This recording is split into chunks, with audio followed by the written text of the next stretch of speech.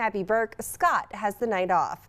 First on Fox 21, tomorrow marks 2 years since the Club Q mass shooting in Colorado Springs. And tonight we have learned some of the victims and families of those killed are now suing the club, the El Paso County Board of Commissioners, and the former county sheriff, Bill Elder. The two lawsuits say law enforcement missed critical opportunities to prevent the tragedy by not using Colorado's red flag law. The law allows law enforcement to temporarily remove firearms from individuals deemed dangerous to themselves or others. The suit argues the shooter had a history of violent threats and behavior that clearly warranted intervention.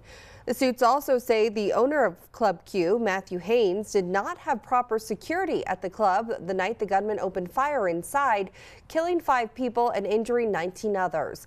El Paso County says it does not comment on pending litigation. We've also reached out to Club Q and are waiting to hear back.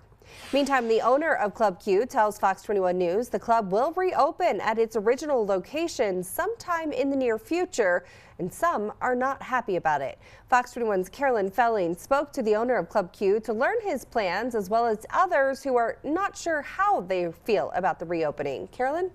Abby, I spoke with Jeff Hendricks, the owner of Goldmine Mini Golf, which is directly across the street. And he says he's heard mixed reactions about the possibility of the club reopening, and he himself is also on the fence.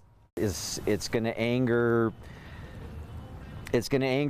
some people and not anger others. The owner of Club Q, Matthew Haynes, says that the club will reopen at its original location sometime in the near future. We're slowly going in and revamping and remodeling the interior of Club Q and working towards getting Club Q opened again in this location.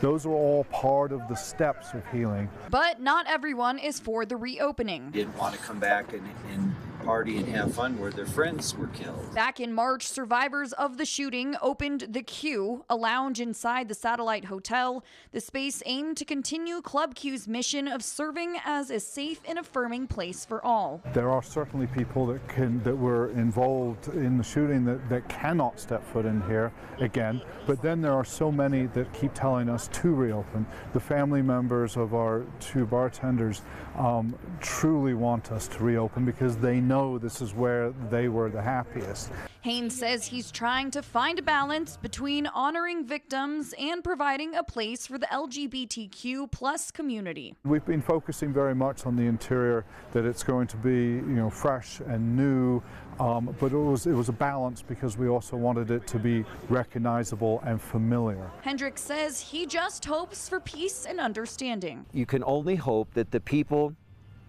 that are of the percentage that are angered by it, that they don't do anything stupid or violent again. Now, it's not yet clear when Club Q will reopen, but I was at the vigil on Sunday, and some people did hear about that possibility.